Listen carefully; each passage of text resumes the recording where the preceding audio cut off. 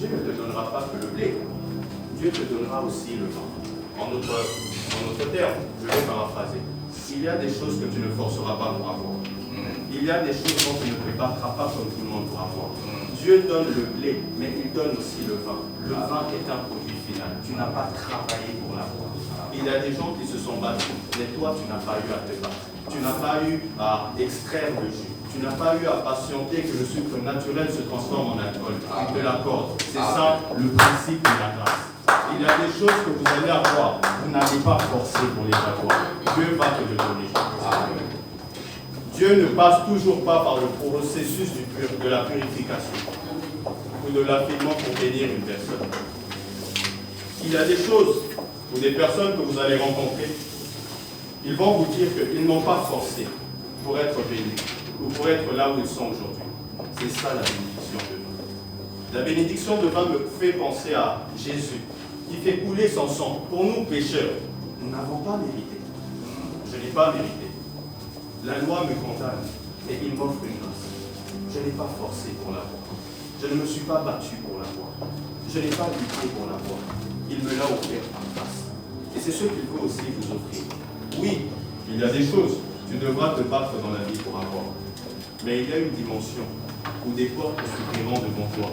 Tu n'auras pas à lutter. Amen. Tu n'auras pas à lutter. Recevez cela. Tu n'auras pas à lutter pour avoir toute chose. Amen. Il y a des choses, tu goûteras cela comme du vin. C'est un produit vivant. Le premier miracle de Jésus. L'eau changeait en vin. Il n'avait plus de vin. Pour produire du vin, il fallait tout un processus. Imaginez ici, aujourd'hui nous avons une petite réception, une grande réception même, une fête de célébration. Imaginez qu'il n'a plus de nourriture, ou il n'a plus de vin. Jésus ordonne aux serviteurs, il voit 6 vases de pierre pour la purification des Juifs. Il leur demande d'aller remplir ces vases d'eau jusqu'au bord et de les apporter à l'ordonnateur du repas. Pendant que les serviteurs apportent le vase, l'eau se change en vin, sans germination, sans effort. Cela est une prophétie pour vous. Je le déclare. Là où d'autres ont pleuré, là où d'autres ont fait 10 ans, là où d'autres ont fait 40 ans, toi tu ne forceras pas. Amen. Amen. Amen. Israël a fait 40 ans au désert, toi tu feras 40 jours. Amen. D'autres ont fait 40 jours, toi tu feras un jour. Amen. Les témoignages ici où d'autres ont fait 5 ans, mais d'autres ont fait qu'une semaine au condition. Amen. La faveur. C'est ça la faveur. C'est ça la faveur. Que Dieu vous donne le vin. Que Dieu vous donne le vin. Maintenant, nous allons lire une histoire biblique qui renforce aussi cette conviction du vin. De tous connaissant l'histoire de Marie, je vais aller rapidement, pas la peine de tourner. Nous allons lire premièrement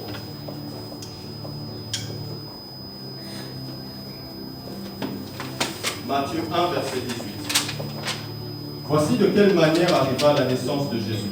Marie, sa mère, ayant été fiancée à Joseph, se trouva enceinte par la vertu du Saint-Esprit, avant qu'ils eussent habité ensemble. C'est-à-dire, Marie a sauté un processus. Elle était fiancée. Normalement, elle devait se marier pour avoir un enfant. Mais Dieu est le seul qui sait entrer dans une pièce sans passer par la porte. Wow. Il est le seul qui peut entrer dans une pièce sans passer par la porte. Wow. La porte était le mariage, et par pudeur, je ne veux pas élaborer.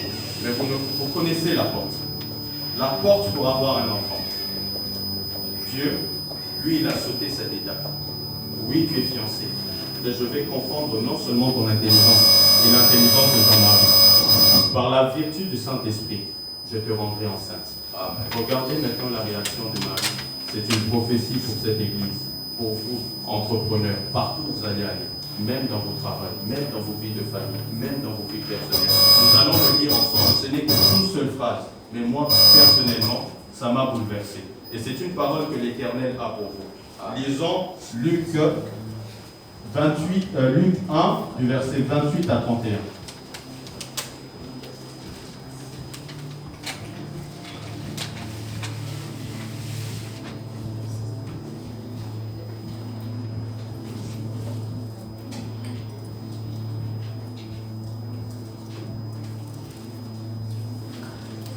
Nous sommes là, Luc 1, verset 28 à 31. Regardez. L'ange entra chez elle et dit, « Je te salue, toi à qui une grâce a été faite. Le Seigneur est avec toi. » Troublée par cette parole, Marie se demandait de ce que pouvait signifier une telle situation. « Ne crains point, l'ange lui dit, car tu as trouvé grâce devant Dieu. Et voici, tu deviendras enceinte et tu enfanteras un fils, tu lui donneras le nom de Jésus. Il sera grand et sera appelé fils du Très-Haut. Le Seigneur Dieu lui donnera le trône de David, son père. » Ok. Revenons au verset 29. Je lirai le verset 28, restez au verset 29. La parole de Dieu dit, l'ange entra chez elle et dit, « Je te salue, toi à qui une grâce a été faite. Le Seigneur est avec toi. » Troublé par cette parole. Dites avec moi, troublé par cette parole. Troublé par cette parole. Troublé par cette parole. Troublé par cette parole. Je croyais que c'était que les démons qui trouvent. Je croyais que c'était que la maladie qui trouve. Je croyais que c'était que les combats qui trouvent. Normalement, pour être troublé, il faut être inquiet, n'est-ce pas? Mais là, c'est un autre concept. Apôtre, je ne suis pas du régime de M23. Je ne sème aucun trouble au sein de cette église. Mais Dieu veut emmener un trouble au sein de cette église. Pas un trouble de problème, mais un trouble de grâce. Soyez troublés par la grâce de Dieu. Alléluia. Avant même que vendredi soit troublé, samedi déjà comme Amen. Alléluia. Qui vient, ça sera une année de trouble. Amen. Pas de trouble de problème, de Trouble de la grâce de Dieu. Je serai troublé. Je serai troublé par la grâce de Dieu. Je serai troublé par la grâce de Dieu. C'est possible d'être troublé, mais pas de problème. Vous savez quand l'intelligence est anéantie. Vous savez ce que ça fait. Vous avez fait vos calculs, vous allez tout élaborer. Mais vous êtes troublé par une grâce. Vous réfléchissez vous-même. Semblable aux disciples, une fois Jésus marchait sur l'eau et qui dit non, c'était un fantôme. Vous savez, si vous êtes religieux et vous mettez Dieu dans une casquette, vous risquerez de l'appeler fantôme lorsqu'il veut vous bénir. Vous risquerez de l'appeler fantôme lorsqu'il veut vous bénir. Pourquoi? À cause de vos idées préconçues. Il peut vous troubler. Annulez tous les calculs que vous avez faits. Dans une certaine dimension, il y a des choses qui représentent 1 plus 1, c'est 2. Et même quand ça semble être une équation, c'est ça la gloire de Dieu. Il n'est pas censé, ou il n'est pas obligé de passer par un chemin d'homme pour vous bénir. C'est ça le Dieu. Soyez troublés par la grâce. Au point où vous ne comprenez pas, au point où vous pleurez, au point où vous agenouillez. Que ça vous visite en désordre. Dites, ça me visitera en désordre. Ça me visitera en Il y a des désordre. personnes qui ont trop souffert, ils ont été troublés. Maintenant, moi, je veux un autre trouble, celui de la grâce. Amen. C'est le régime que j'instaure au sein de cette église. Alléluia. Soyez troublés par la grâce. Amen. Nous la recevons au nom de Jésus. Alléluia. Soyez troublés par la grâce, même dans le mariage. Là où ça ne marchait pas, ça marche maintenant. Amen. La grâce de Dieu. Amen. La grâce de Dieu. Quelle folie pour ceux qui périssent. Mais pour vous, c'est la puissance de Dieu. Amen. La puissance de Dieu. La puissance de Dieu. Vous connaissez l'histoire de Moïse. On met Moïse sur l'eau. Il n'a pas de boussole. Sa mère l'abandonne sur l'eau. Il n'a pas de boussole. Il n'a pas de combat. Mais Moïse traverse. Il y avait des crocodiles. Il pouvait être mangé, ce bébé. Jusqu'aujourd'hui, je réfléchis, mais comment est-ce possible que Moïse est allé exactement là où la fille du Pharaon allait sortir pour le voir? C'est ça la grâce de Dieu. Il y avait des crocodiles. Réfléchissez l'histoire de Moïse. Un bébé, seul dans un panier, en train de traverser un cours d'eau. Mais rien ne l'arrive. Vous êtes des Moïse. Vous êtes des Marie. Vous êtes de cette génération qui sera troublée, mais pas de problème, de grâce. En cette saison, vous serez troublés. Dites à votre voix exacte, nous serons troublés.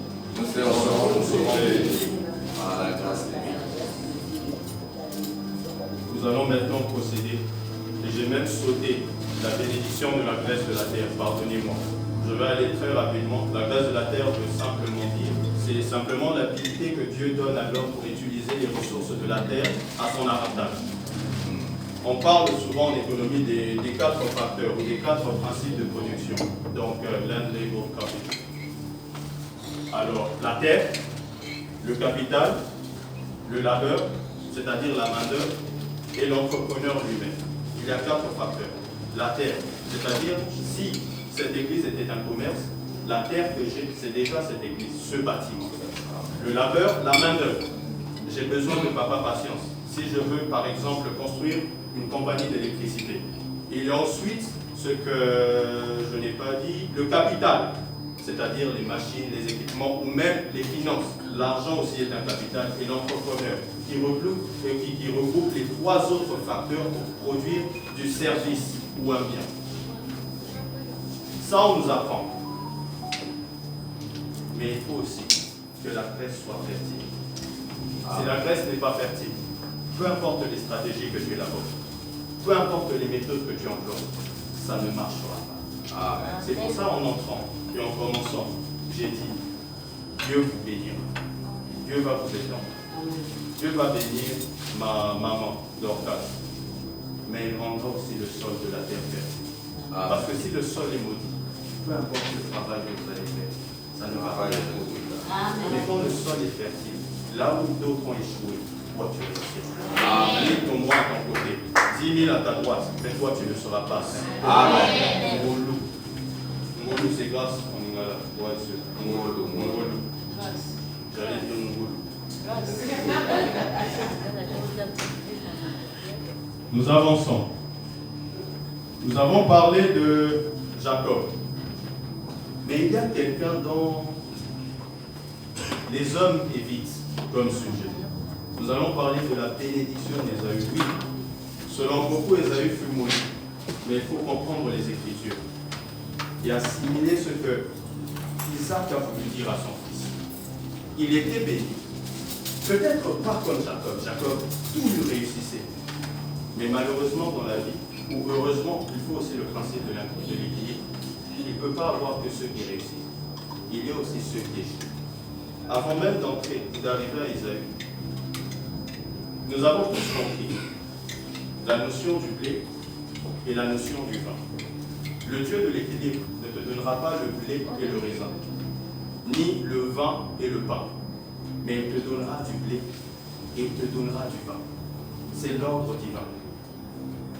Il y a des choses que Dieu fera pour toi sans que tu forces, mais il y a des choses qu'il fera par toi.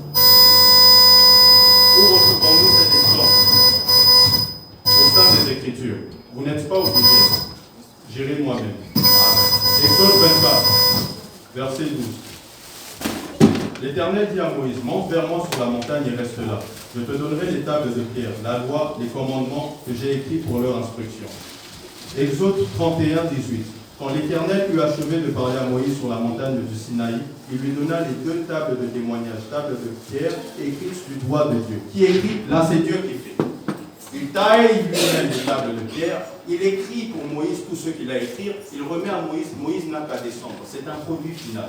Regardez ce qui arrive. Mais après la colère de Moïse, ça c'est le verset 19, et comme il approchait du camp, il vit le veau et les danses, la colère de Dieu s'enflamma. Il jeta de ses mains les tables et les brisa au pied de la montagne. Moïse casse ce que l'Éternel lui a donné. Exode 34, verset 1. L'Éternel dit à Moïse, taille 2 tables de pierre comme les premières que j'ai, et j'écrirai dessus les paroles qui étaient sur les premières tables que tu as brisées. C'est-à-dire, l'Éternel rappelle à Moïse, je t'avais donné, toi tu as brisé. Vous savez, le problème de l'humanité, nous savons peut-être créer, mais nous ne sommes pas sages pour conserver. Parfois, ce qui nous est donné avec facilité, nous n'arrivons pas à le conserver. Nous arrivons plutôt à conserver ce que nous avons eu avec difficulté et avec travail. C'est vrai. Dieu t'a donné une bonne femme. Tu l'as méprisée, car selon toi, elle était facile. Le jour où elle pense à te quitter, c'est là où tu réalises à quel point tu as la grâce de la voir. C'est le problème des hommes. Amen. Et aussi des femmes. Dieu t'a visité. Il y a des choses qu'il t'a données comme ça. Imaginez, la Bible dit que malgré que nous sommes sauvés en Jésus, seulement une souche de l'humanité ira au ciel. Parce que plusieurs méprisent ce qui est facile dans la vie. Plusieurs méprisent les cadeaux. J'ai été enfant. Je ne connaissais pas la valeur de l'argent. J'ai connu la valeur de l'argent où c'était devenu une rareté et que je devais apprendre à calculer ce que j'ai. Vous savez conserver ce qui vous a demandé du travail. Mais parfois vous êtes négligent avec la grâce que Dieu vous accorde de son travail.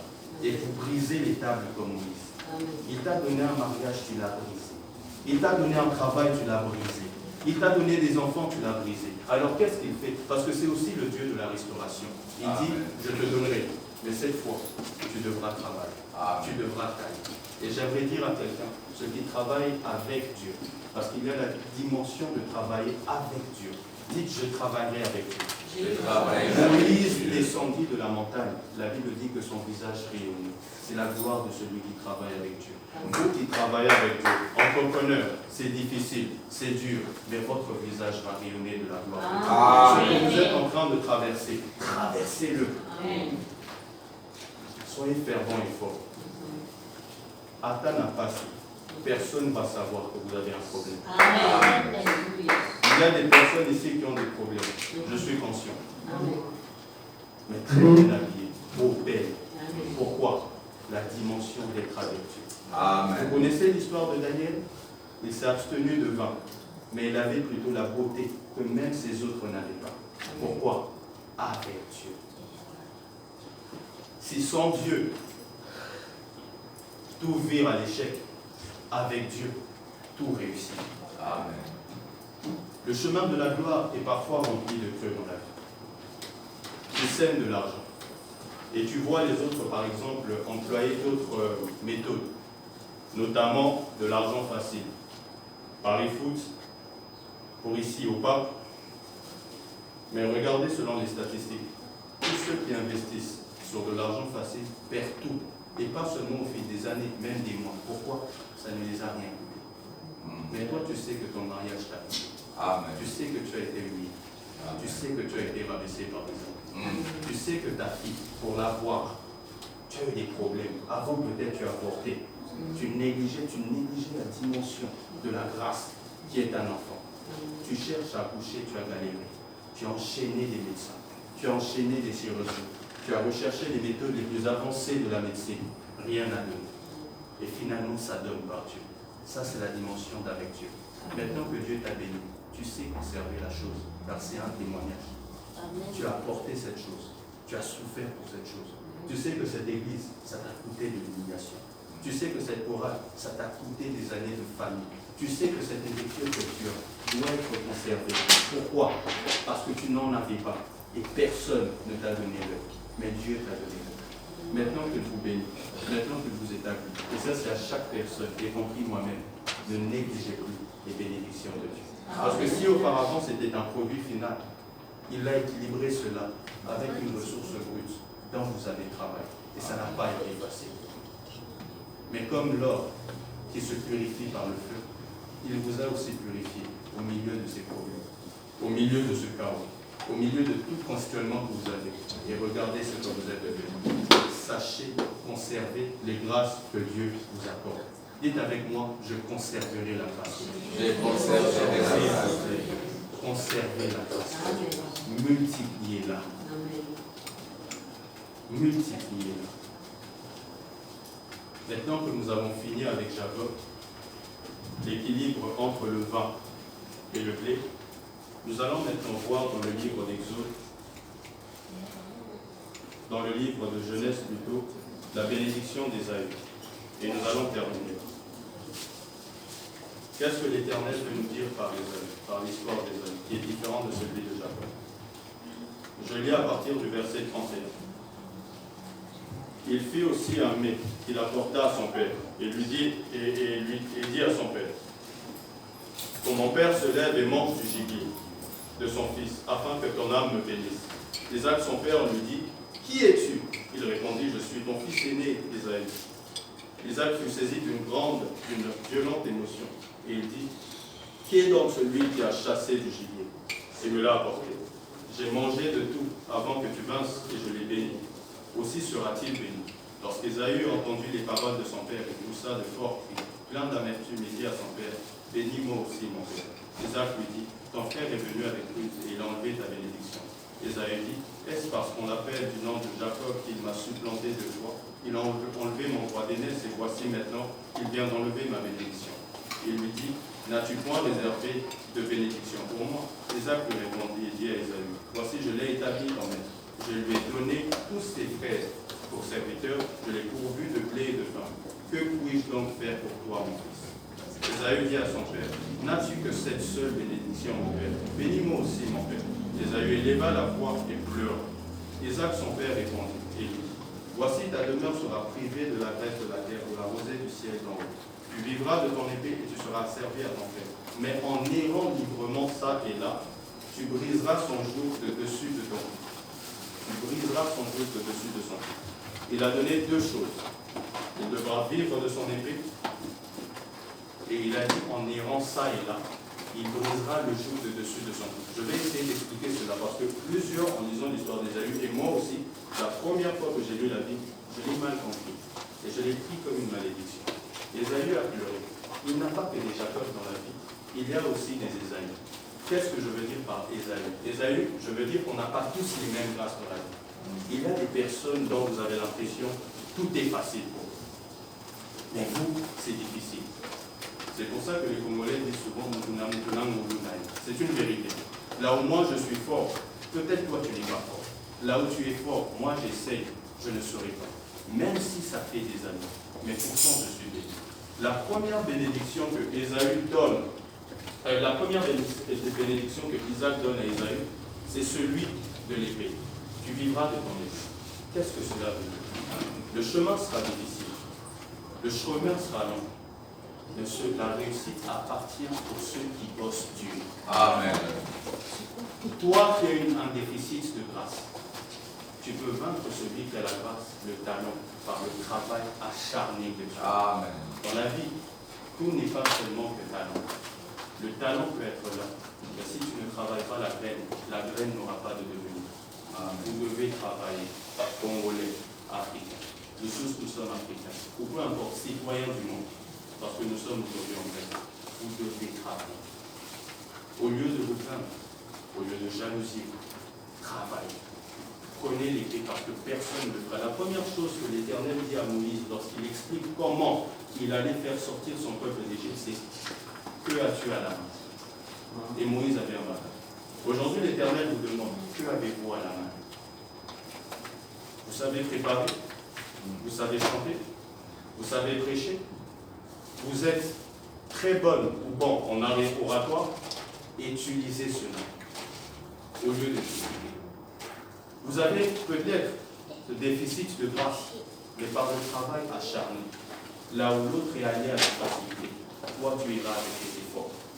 Seulement, et si seulement tu ne lâches pas ton épée et tu te bats jusqu'à la fin. Deuxièmement, il parle en disant en errant librement ça et là, tu briseras son joug de ton cou. Qu'est-ce que cela veut dire? En errant librement ça et là. En Lingala, simplement, c'est bouger d'un endroit à un autre. Comment je peux le dire? Au tamboula, tamboula. Certaines malédictions dans la vie sont territoriales.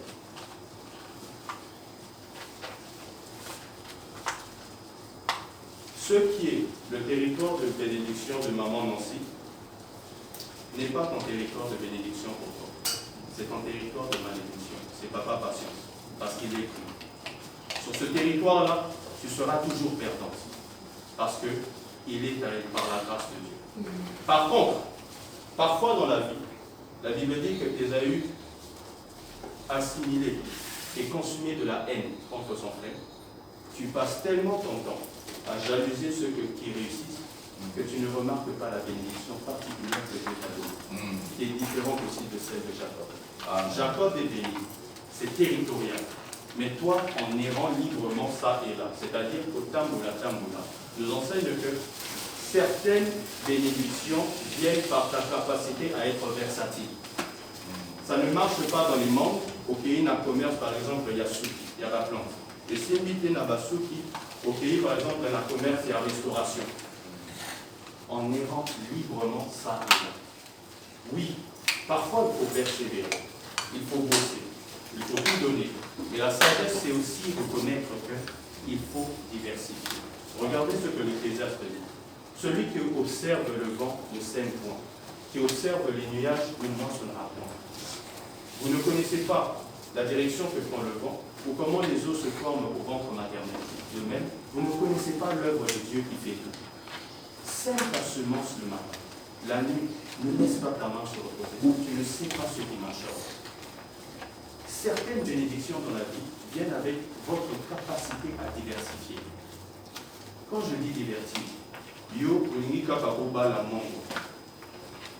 tu te concentres tellement au mango que peut-être toi, bénédiction n'a eu les âmes où tu étais là.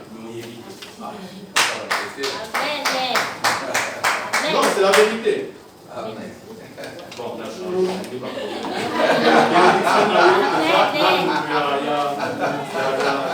Il y a Est. Il y a Est. De l'Est. Tu te concentres tellement dans une tribu que tu ne découvriras jamais ce que l'Éternel a pour toi. Si les malédictions sont territoriales, les bénédictions le sont aussi. Peut-être dans ce territoire qu'est la France, ça ne marche pas pour toi. Mais la Grèce est la ville de ta destinée. Amen. La Grèce est la ville de ta destinée. Amen. Que l'Éternel ouvre vos yeux afin que vous sachiez quelle est la ville de ma destinée. Certes, ça n'a pas marché là-bas. J'ai essayé comme mon frère, j'ai essayé comme ma soeur, mais rien n'a marché. Il est temps que l'Éternel me révèle la ville de ma destinée. Isaac qui parlait savait ce qu'il disait. Il y avait une famine à Guérard, mais l'Éternel lui avait dit d'y rester. Plusieurs ont échoué. C'est-à-dire pour eux, c'était un territoire de malédiction. Isaac aussi voulait quitter, suivant le mouvement populaire. Mais malgré la conjoncture du pays, voici ce que l'Éternel lui dit. Reste, je te bénirai. Isaac sema, il récolta le centuple. Pourquoi? Car il avait compris le territoire de sa bénédiction. Peut-être ça ne marche pas dans un domaine de ta vie. Ne stresse pas. Dieu parle parfois dans la versatilité, dans la diversification. Il est un Dieu de révélation. Ce n'est pas un Dieu de tradition. C'est un Dieu de révélation. Il se révèle. Mais plusieurs ont manqué la révélation parce qu'ils restent dans la tradition. Mon père a été couturier, alors je dois être couturier. Non. Ma mère a été chantre, alors je dois être chantre. Pas forcément. Rebecca était dans la révélation. Isaac était dans la tradition. C'est pour ça que Isaac voulait bénir Esaü et pas Jacob. Rebecca avait compris, elle qui portait la grossesse, que ça sera le jeune qui sera leader, qui conduira, qui dominera sur celui qui était censé être